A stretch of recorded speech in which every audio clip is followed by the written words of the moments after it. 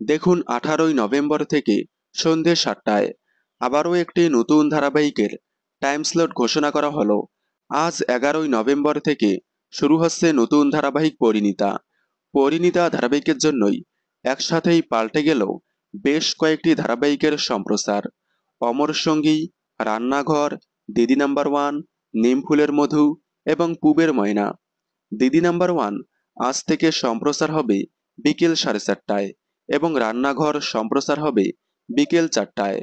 পুবের ময়না ধারাবাহিকটিকে বিকেল 5:30 স্লটে দেওয়ায় সবাই ভেবেছিল হয়তো বন্ধ হয়ে যাবে দিদি নাম্বার ওয়ান, কিন্তু না, আজ থেকে সম্প্রচার হবে বিকেল 4:30টায়। তবে যাই হোক, আগামী 18ই নভেম্বর থেকে শুরু হচ্ছে আরও একটি নতুন ধারাবাহিক। গতকালকে জানিয়ে দিয়েছিলাম আকাশ আট চ্যানেলে আসছে নতুন ধারাবাহিক অনুপমার প্রেম। আগামী 21শে নভেম্বর থেকে সন্ধে 7:30টায় শুরু হবে নতুন ধারাবাহিক অনুপমার প্রেম এবং 20শে নভেম্বর বন্ধ হয়ে যাবে জনপ্রিয় ধারাবাহিক বউচুরি। বউচুরি ধারাবাহিকের সাথেই শুরু হয়েছিল সন্ধে 7টা স্লটে জনপ্রিয় ধারাবাহিক মধুর হাওয়া। এবার মধুর হাওয়া ধারাবাহিকটি বন্ধ হয়ে ওই স্লটে শুরু হচ্ছে নতুন ধারাবাহিক চ্যাটার্জি বাড়ির মেয়েরা।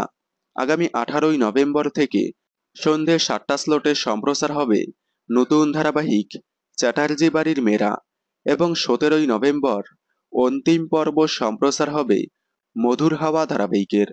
আপনারা নতুন ধারাবাহিক চ্যাটার্জি বাড়ির মেয়েরা দেখার জন্য কতটা এক্সাইটেড কমেন্টে জানাবেন।